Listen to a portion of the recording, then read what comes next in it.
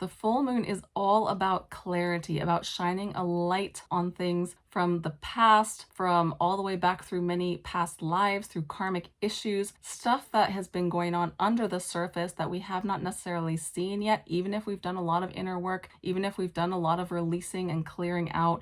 This full moon is going to be huge for releasing stuff that's been weighing us down, stuff that's been holding us back. So allow that stuff to come up and come through and be healed and released. And you can work with the angels to help you to do this. Releasing that stuff that has been weighing heavy on you, that has been holding you back, is going to help catapult you to that next level. If you want help with working with the moon and the angels, I do have a free guide that helps you to manifest while working with the magic of the moon and the angels together, which is super, super powerful. There is a full moon ritual in there that I have used to manifest many big things and events in my own life that I highly recommend. So you can check that out below.